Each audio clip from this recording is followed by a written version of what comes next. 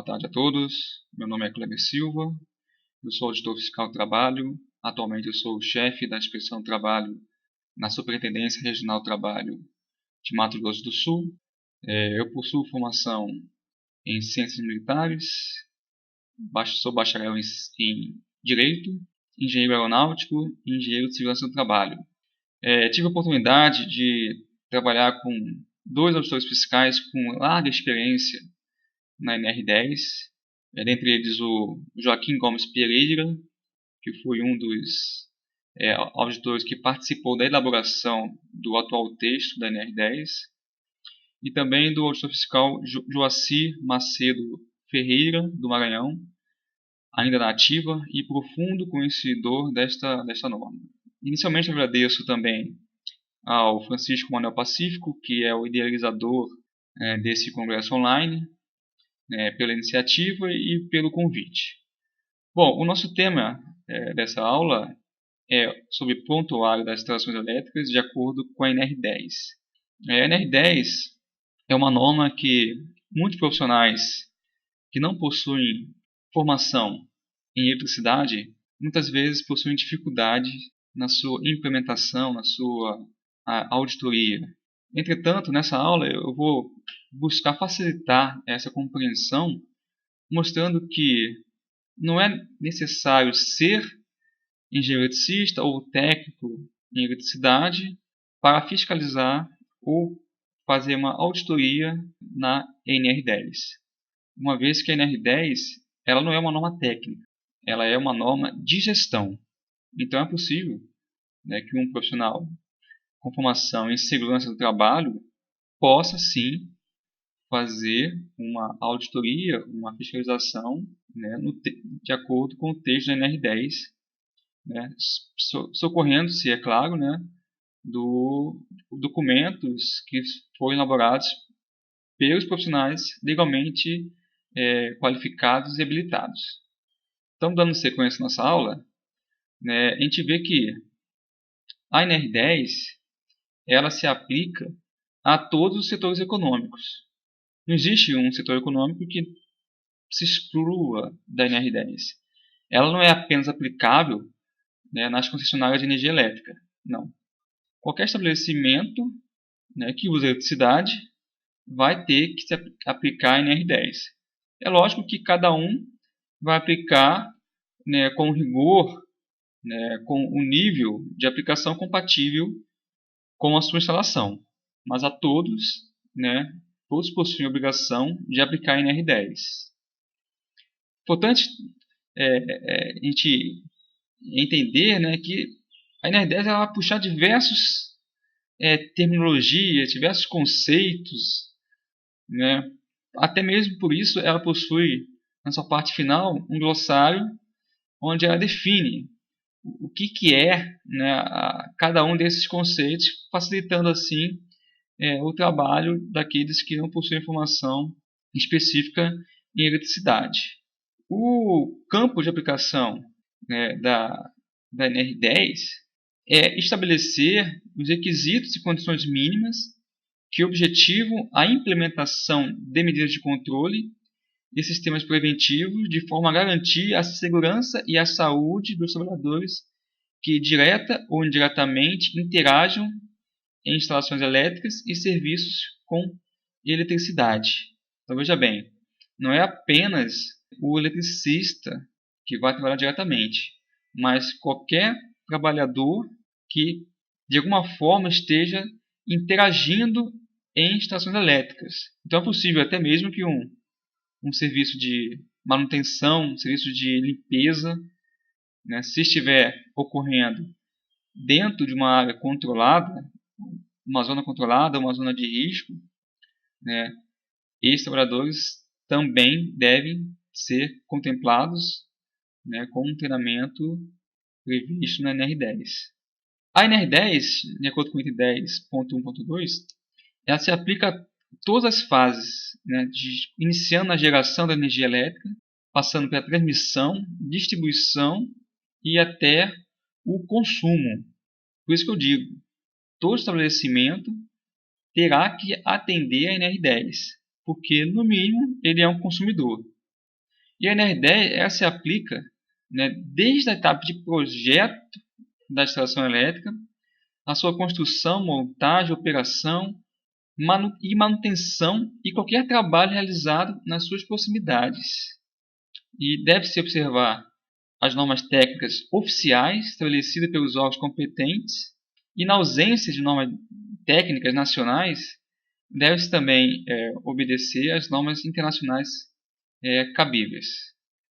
Aqui eu uso essa imagem, né, apenas para a gente ilustrar, né, primeiro que a NR10 ela se aplica a todo esse sistema, desde lá da geração da energia na barragem, a parte de transmissão e distribuição, até mesmo no consumo que ocorre no estabelecimento. O que nós temos é uma separação, né, do sistema elétrico de potência, que é um serviço realizado com um risco maior. Então, qualquer atividade no CEP, né, ele exige uma maior atenção, um maior treinamento dos operadores, uma vez que há um trabalho em alta tensão. Então, o CEP ele é compreendido desde a geração até a medição. Então, qualquer serviço feito da geração até a medição, ele é considerado serviço realizado no CEP. Desta forma, esse trabalhador deverá trabalhar, né, com um treinamento específico, além do básico, um treinamento complementar da NR10. Lembrando, né, que qualquer serviço feito em alta tensão, ele deve ser feito sempre, no mínimo, em dupla, e não pode ser realizado de forma individual. Vamos ver isso mais para frente. O item 10.2.4, ele, né, estabelece a obrigação de constituir e manter o prontuário de instalações elétricas para qualquer estabelecimento que tenha uma carga instalada superior a 75 kW. Esse valor de 75 kW ele não foi arbitrado de forma aleatória. Esse valor é o valor limite superior de potência determinado pela ANEEL para fornecimento em baixa tensão. Ou seja, com a carga instalada superior a 75 kW, o estabelecimento irá receber da distribuidora a energia em alta tensão. Então, por esse motivo, né, a NR10 adotou esse valor para diferenciar os estabelecimentos que devem constituir o prontuário daqueles que estão dispensados. Então, todo estabelecimento com a carga superior a 75 kW terá que ter, no mínimo, um transformador para fazer o rebaixamento da tensão. Alguns deles terão uma pequena subestação que fará esse serviço. E por isso entendeu-se, né, que esse estabelecimento deve ter um rigor maior na gestão desse serviço em eletricidade. Importante destacar, né, que o prontuário de instalações elétricas ele é um sistema organizado de informações pertinentes às instalações elétricas e aos trabalhadores que sintetizará o conjunto de procedimentos, ações, documentações e programa que a empresa mantém ou planeja executar para proteger o trabalhador dos riscos elétricos. Então, é um sistema organizado. Na verdade, eu costumo dizer, né, que esse prontuário ele é uma biblioteca.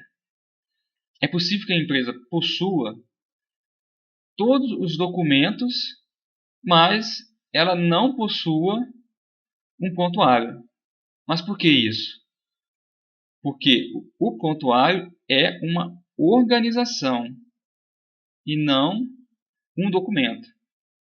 Então eu posso ter, a gente vai ver mais para frente, todos os documentos que compõem o prontuário. Até mesmo as empresas que não possuem carga instalada superior a 75 kW, ela terá que possuir diversos desses documentos, aqueles que forem pertinentes a seu estabelecimento, e não está obrigada a constituir o prontuário. Então, o prontuário, na verdade, ele é uma organização, ele é um arquivo, uma biblioteca. Então, esse prontuário deve conter o seguinte: primeira obrigação são os diagramas unifilares. Também deve conter o conjunto de procedimentos e instruções técnicas e administrativas de segurança e saúde implantados e relacionados à NR10 e descrição das medidas de controle existentes.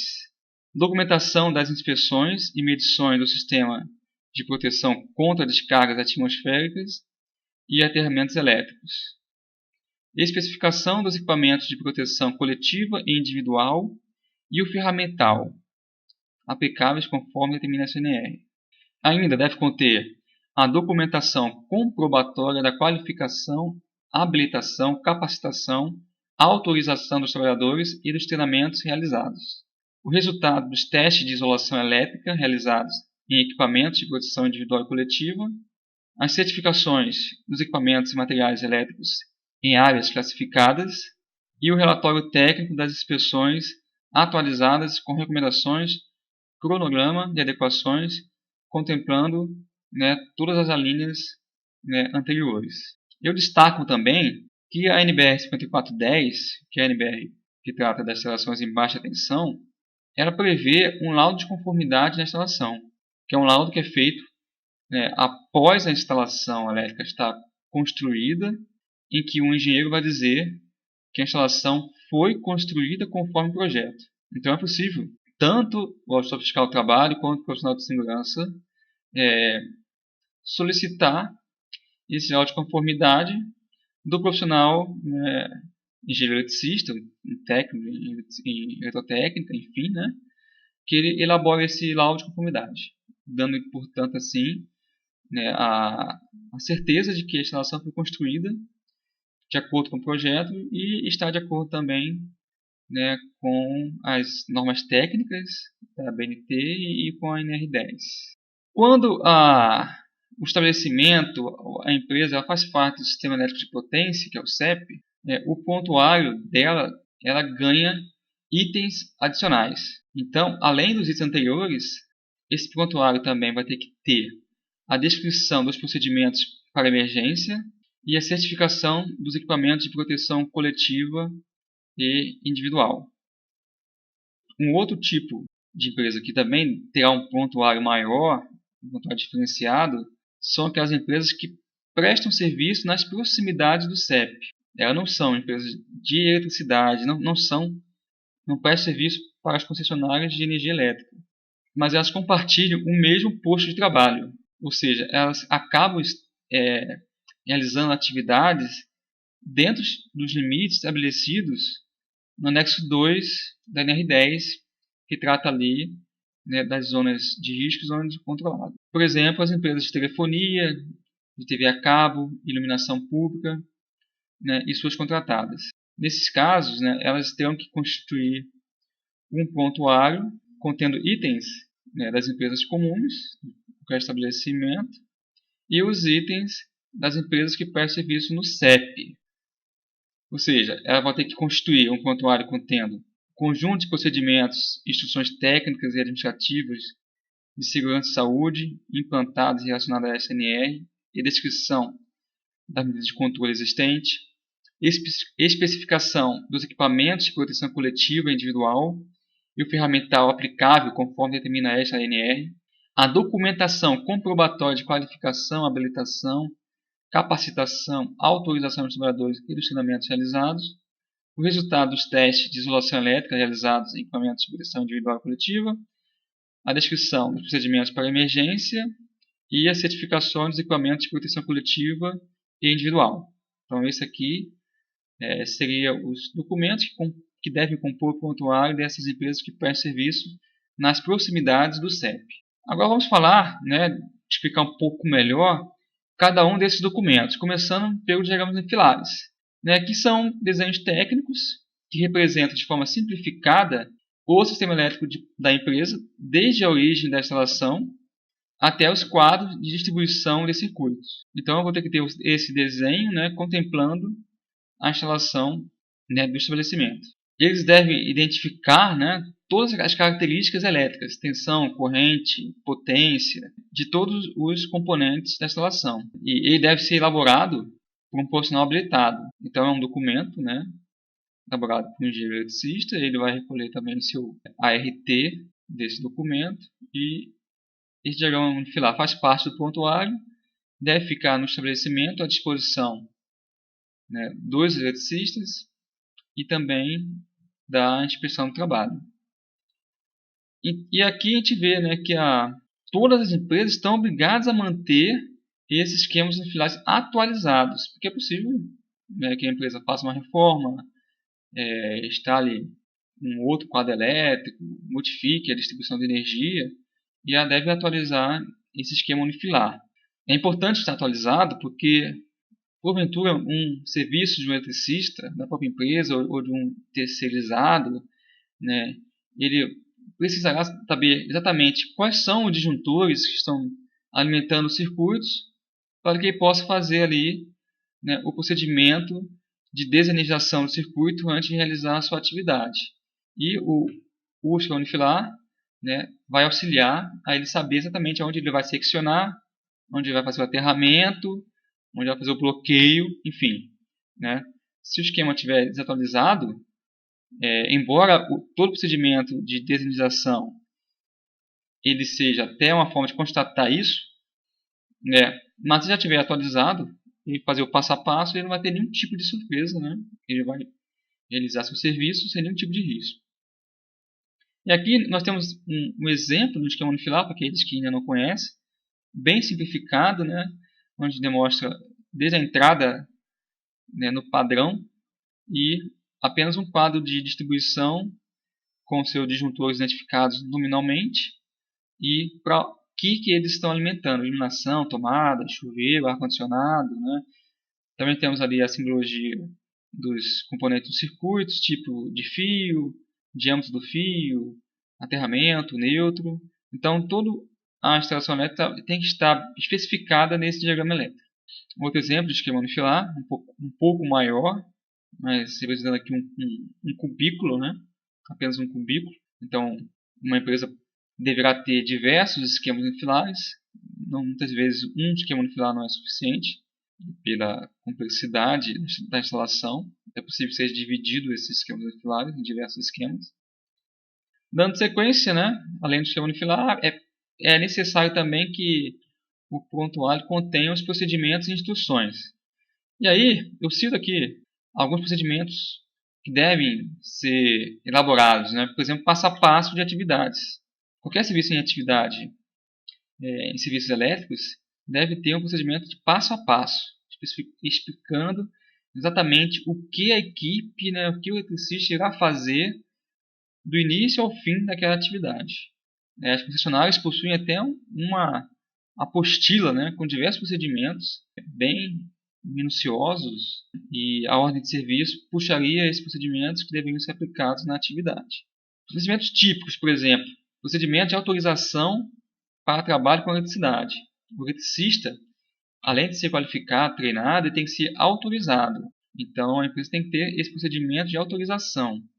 Inclusive, né, a gente vai ver no último item ali, ela deve, mesmo que ela não tenha eletricistas, um corpo próprio de eletricistas, e ela fosse utilizar de empresas terceirizadas, ela deve ter um procedimento também de verificação se esses contratados, se esses terceirizados estão atendendo a NR10, se eles são qualificados, se eles são habilitados, autorizados.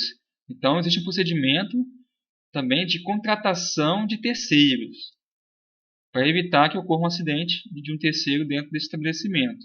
Também deve conter também as instruções, manuais operacionais de manutenção, as análises de risco, que devem ser feitas anteriormente, né, à atividade, aí aplicando os diversos métodos, APR, FEMEA, enfim, né? E também um plano de emergência. Por mais simplificado que seja, né, a atividade, deve-se prever o plano de emergência, disponibilizar de meios de resgate de um trabalhador, porque é possível que o serviço seja realizado em altura, em espaço confinado. Então a NR10 tem que estar também, né, contemplando, né, esses riscos adicionais, né, e puxando até mesmo, né, itens da NR35, né, NR33, complementando aqui o seu plano de emergência. O prontuário deve ter também a especificação dos equipamentos de proteção coletiva e individual e o ferramental. Então, todo EPI, todo EPC, todo ferramental, ele tem que ser adequado, né, ao risco. Então, se eu vou trabalhar em baixa tensão, eu posso ter um ferramental com isolamento de 1000 volts, que vai atender a baixa tensão. Meus EPIs, meus EPCs também têm que ter as proteções adequadas ao nível de tensão da instalação, da atividade. E todos os equipamentos eles devem possuir, né, as suas certificações. Os EPIs eles possuem o certificado de aprovação, que é emitido muitas vezes pelo Inmetro, pelo próprio Ministério do Trabalho, regula a emissão e validade dos CAs. E alguns EPCs eles não vão ter CA, mas eles devem ter um certificado emitido pelo fabricante com os testes, né, de isolação elétrica, validade dos testes, né, e também como fazer a revalidação desses ensaios. E os instrumentos elétricos têm que estar feridos. Se eu vou usar um voltímetro para verificar ali se o circuito está energizado ainda, né, alicate voltímetro, alicate amperímetro, esses instrumentos têm que estar aferidos. E o prontuário também exige, né, os testes de isolação elétrica. Então, eu tenho lá um capacete, eu tenho uma luva, eu tenho um mangote, eu tenho uma manta de isolante. Eu tenho que submeter esses equipamentos periodicamente a um teste de rigidez elétrica, né? Para isso existem as normas que especificam, né, a periodicidade e a forma de fazer esses testes. Por exemplo, aqui eu trago aqui a imagem de umas luvas isolantes. A gente vê que essas luvas elas possuem um selo, esse selo amarelo aqui, onde ela traz a classe de tensão, número de série. Tem que trazer também no corpo da luva quando que foi feito o último ensaio, a validade desse ensaio, a norma técnica aplicada para que possa fazer esse ensaio. E em relação à luva, as luvas elas possuem diversos níveis de isolamento. Então nós temos 6 classes de luva, iniciando a 00, que permite, né, um trabalho em até 500 volts, e temos até a classe 4, que permite um trabalho até 36.000 volts. E essas luvas, além da classe de trabalho, ela também tem tamanhos, de 8 a 12. Então, eu tenho que fornecer ao trabalhador a luva com a classe adequada e um tamanho adequado. Porque o uso dessas luvas, como todo EPI, né, ele causa um certo desconforto. Então, eu vou realizar um trabalho em 380 volts. Eu não vou fornecer uma luva classe 2, né, porque, embora, do ponto de vista prevencionista, ela vai me garantir a segurança por ser, né, usar até 17.000 volts, mas ela, por ser uma rigidez maior, vai causar um desconforto, né, o trabalhador vai perder um pouco a sensibilidade, o movimento dos dedos, e vai prejudicar, né, a sua tarefa. Então é bom fornecer a luva na classe adequada e no tamanho adequado. Essas luvas, né, de borracha devem ser usadas em conjunto com uma luva de pelica, até para proteger, né, contra perfurações, contra danos. Isso é muito importante, porque qualquer tipo de perfuração na luva, né, ela perde a sua propriedade, né, de isolamento. Então tem que ter sim essa proteção mecânica provida pela luva de pelica. É bom usar também talco dentro da luva para facilitar, né, a sua colocação e retirada. E elas devem ser inspecionadas sempre antes do trabalho. Tem os testes de insuflação da luva, como fosse uma bexiga, né? Você sopra dentro da luva e verifica se ela está perfurada ou não. E os testes periódicos também, que verificam seu isolamento. Por exemplo, nós temos normas técnicas que especificam, né, que o capacete deve ser ensaiado anualmente. Então tem uma NBR 8221.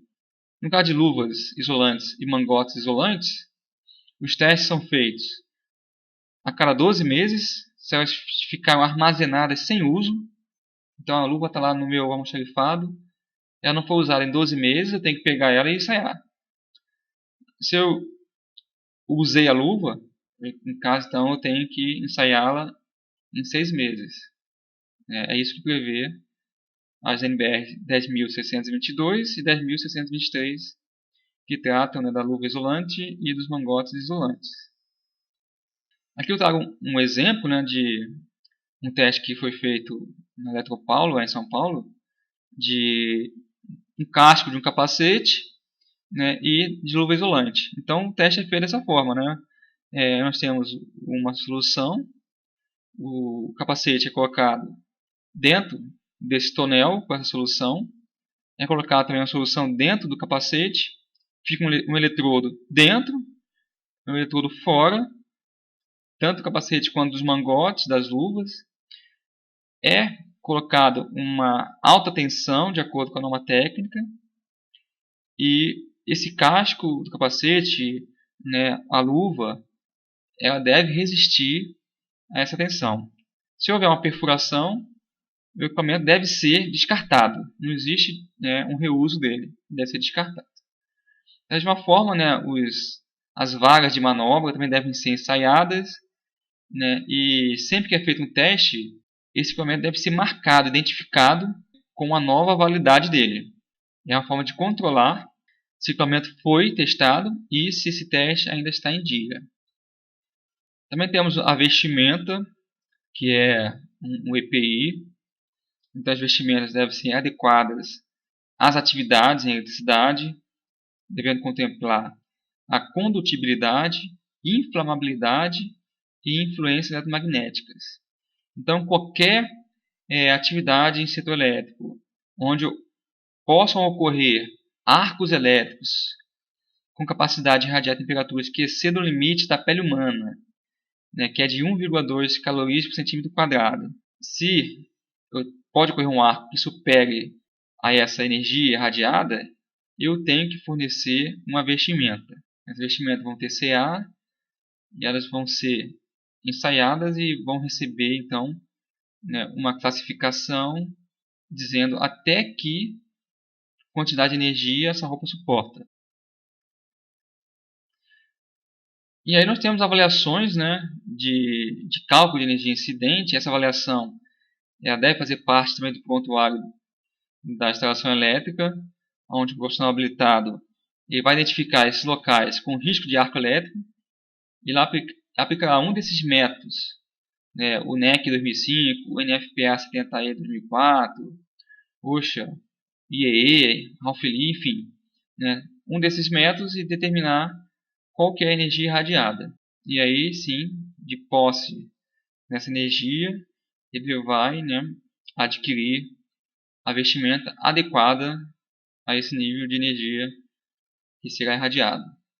Importante destacar, né, que esses métodos eles levam em consideração diversos fatores, como por exemplo tensão de trabalho, corrente de curto-circuito, qual é o tempo de duração, né, desse curto-circuito e o tempo de resposta do sistema para fazer a interrupção, a distância do trabalhador desse ponto de curto-circuito e a geometria do local onde ocorre o arco, se é um local confinado, fechado, né, um cubículo, por exemplo, ou um local aberto.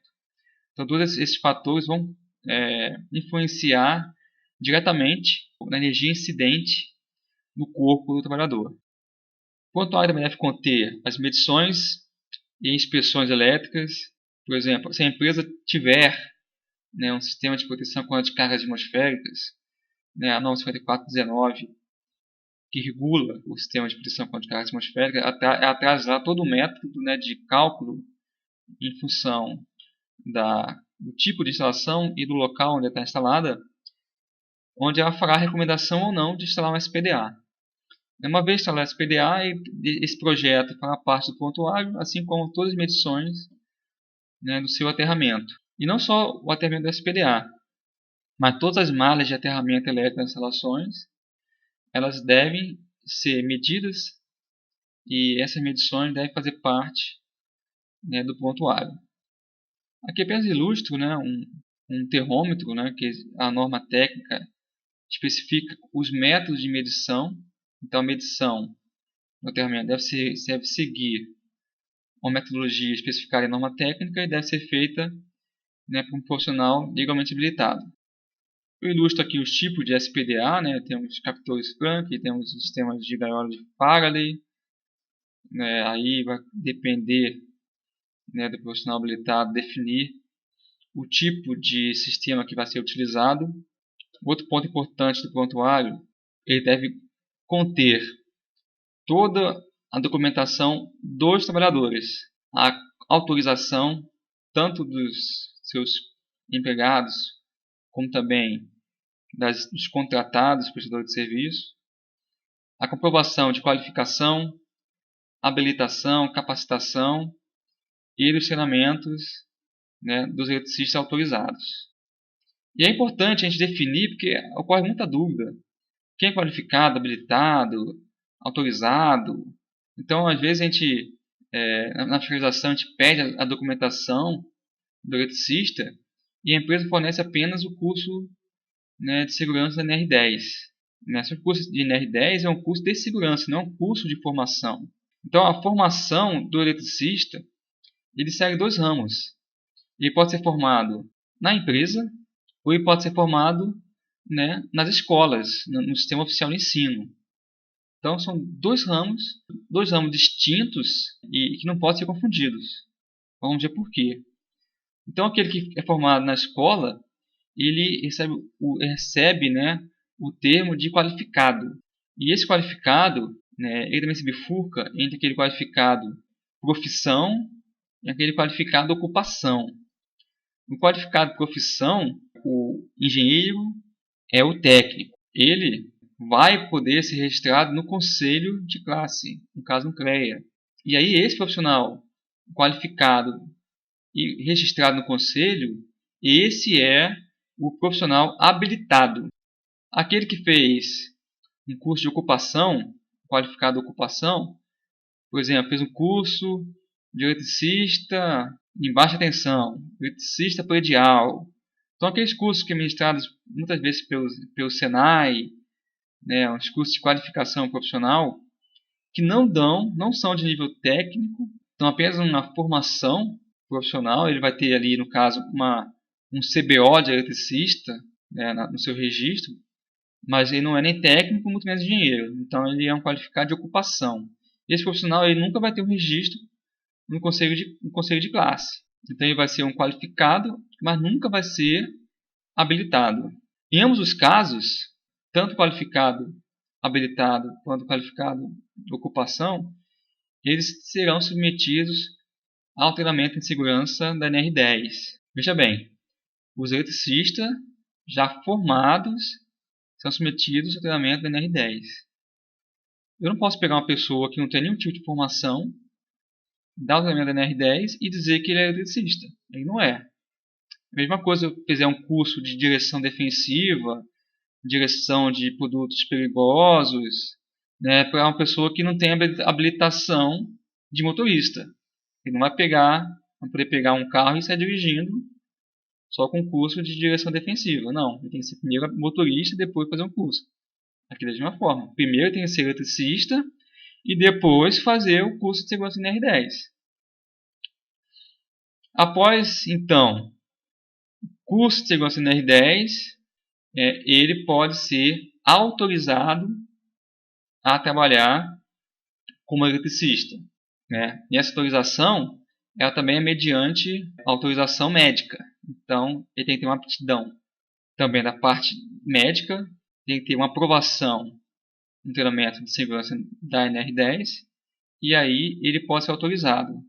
E essa autorização tem que dizer expressamente, né, quem está sendo autorizado e o que ele está autorizado a fazer. Porque é possível que eu tenha um eletricista, né, que não tenha aptidão para espaço confinado, não tem aptidão para trabalhar em altura, ou então tem um eletricista que ele só está apto para trabalhar em baixa tensão, ele não pode mexer, por exemplo, na subestação, no transformador.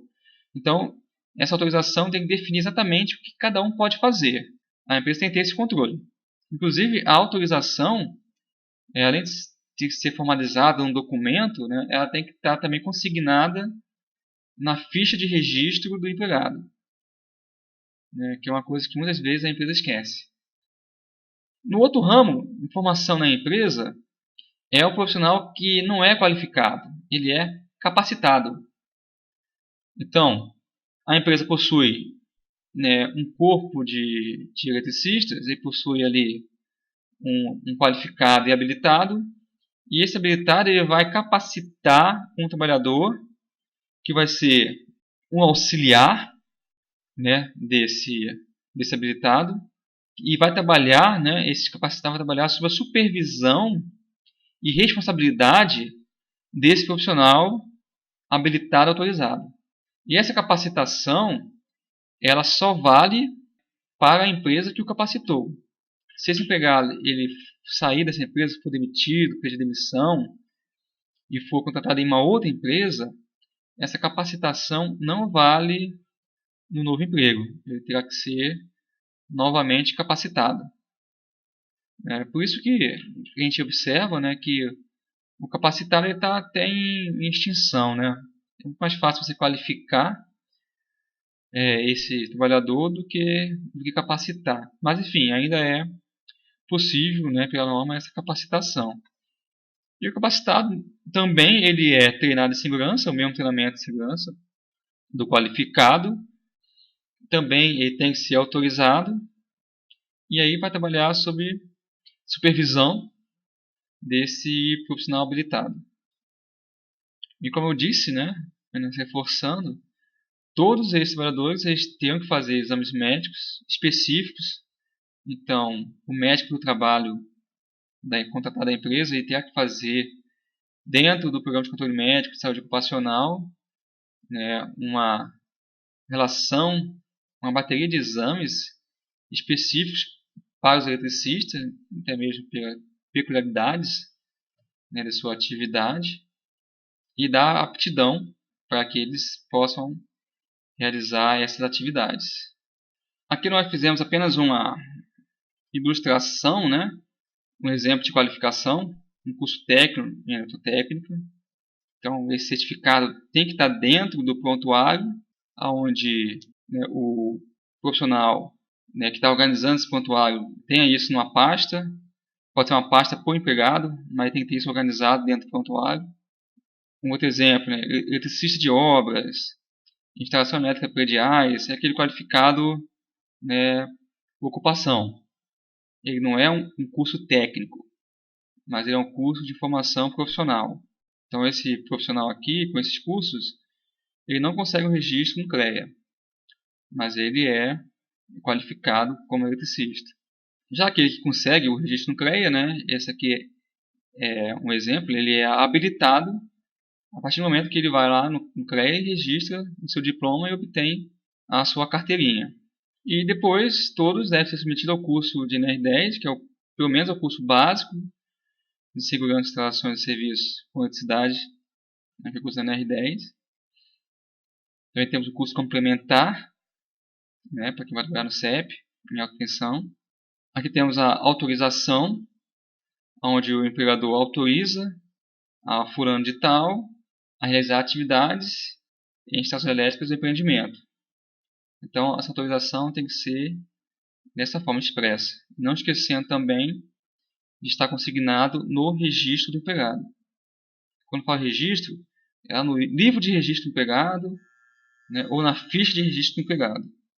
Dando sequência, né, o prontuário também deve possuir as certificações dos locais onde existe a possibilidade, né, de serem formadas atmosferas explosivas. Aqui tem um exemplo de uma planta baixa de um estabelecimento onde a área achurada é uma área onde existe, né, essa atmosfera potencialmente explosiva. Então, toda instalação elétrica que existe nessa área achurada, ela deve ser uma instalação elétrica certificada, né, de acordo com a classificação dessa área.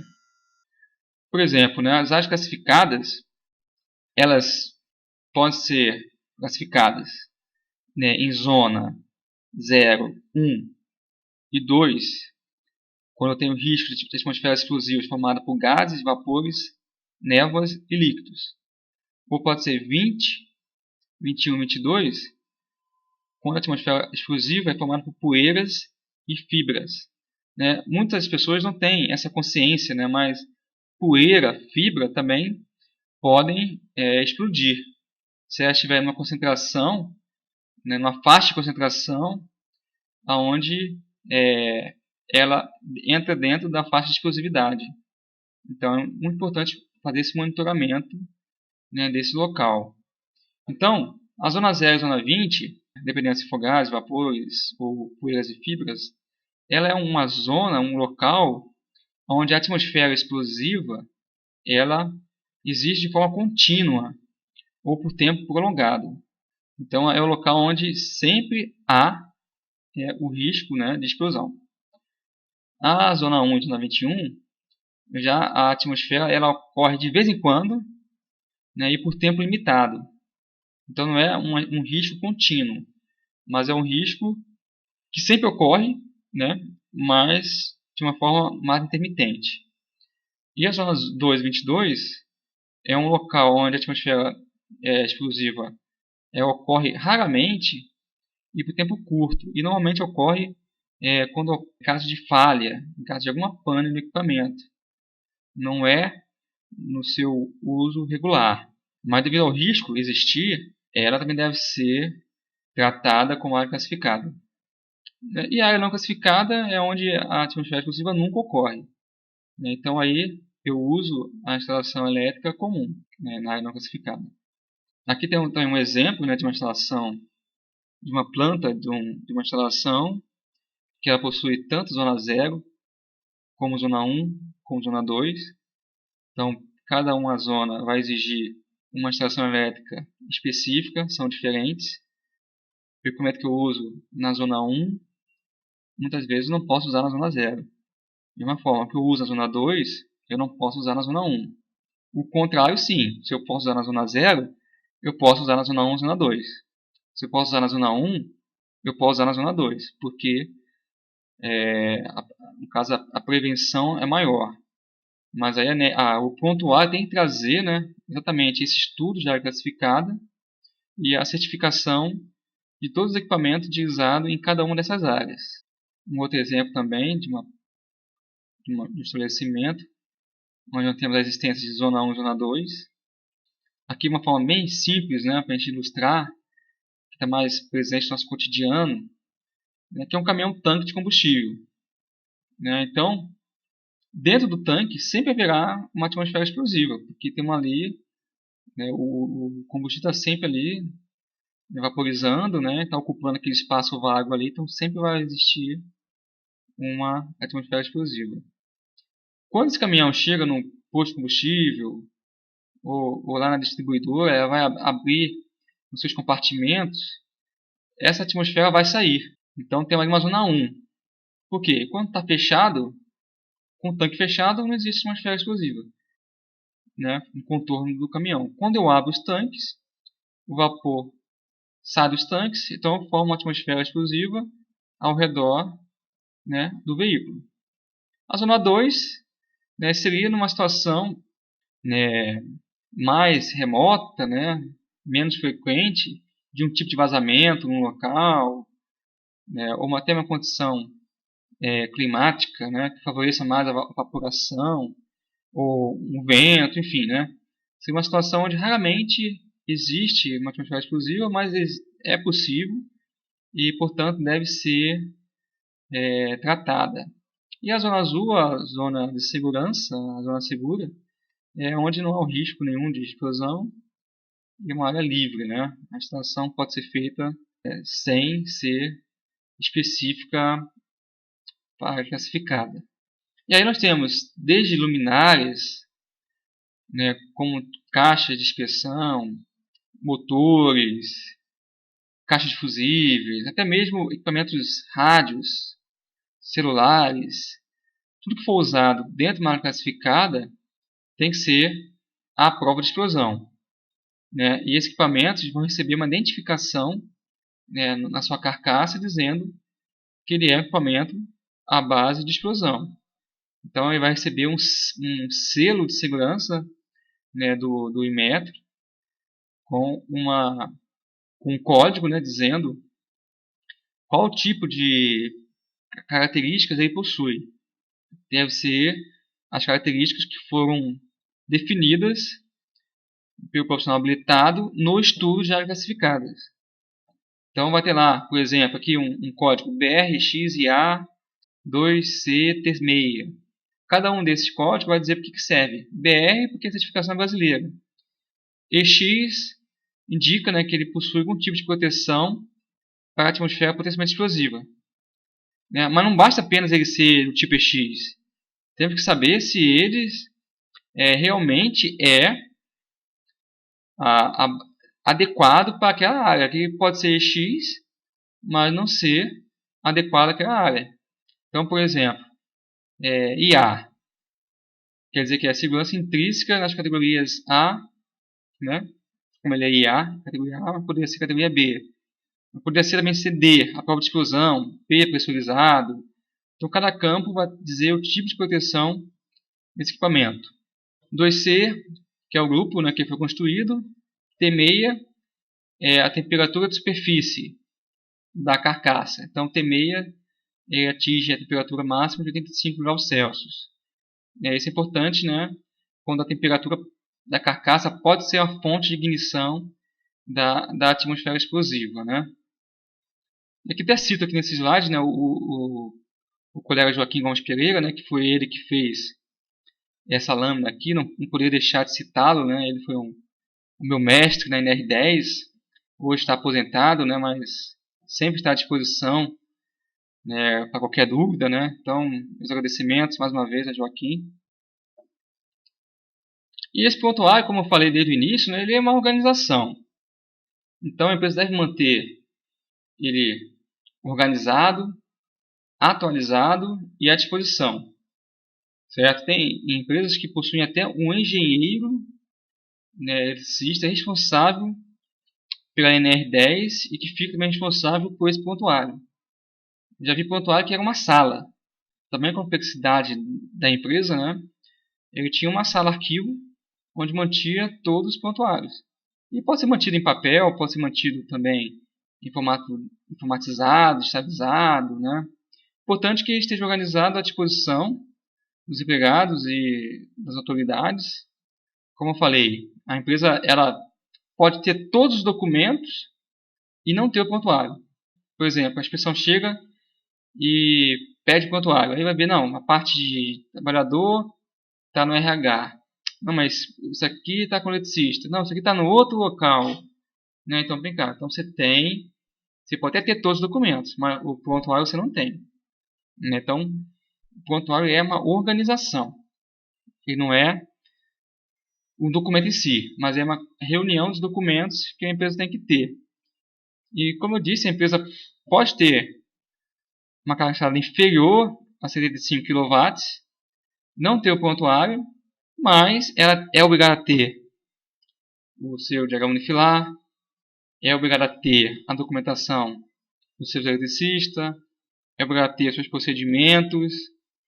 Né? Então, o auditor fiscal ele não pede prontuário, mas ele pode pedir todos aqueles documentos ali que fazem parte do prontuário, porque ao longo da NR10, esses documentos eles são citados, né, e são de confecção, elaboração obrigatória. Né? Vai dificultar um pouco porque não está organizado em prontuário, mas eles também devem existir. Né? E todos esses documentos que compõem o prontuário devem ser elaborados, né, por profissional legalmente habilitado. E aí não é só apenas o engenheiro eletricista, né, porque temos documentos que tratam da parte médica, então temos o médico ali, né, podemos ter também enfermeiros que fizeram alguma parte do treinamento.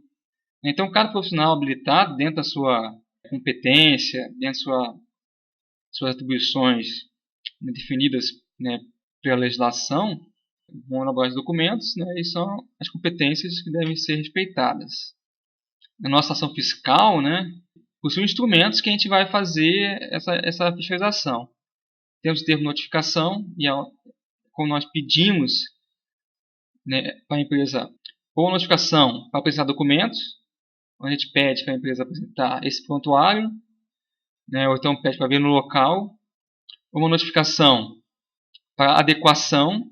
A empresa está sujeita aos autos de infração em caso de descumprimento dos itens de segurança do trabalho, e esses autos de infração eles vão caminhar, eles podem futuramente se tornar uma multa, E, por fim, temos a medida drástica, né, que é a interdição ou embargo da atividade, uma vez que qualquer trabalho feito em instalação elétrica sem procedimentos, sem autorização, sem treinamento, capacitação, né, são consideradas atividades, né, de risco grave, né, e de acidente iminente. Então, estão sujeitos então a, a uma interdição.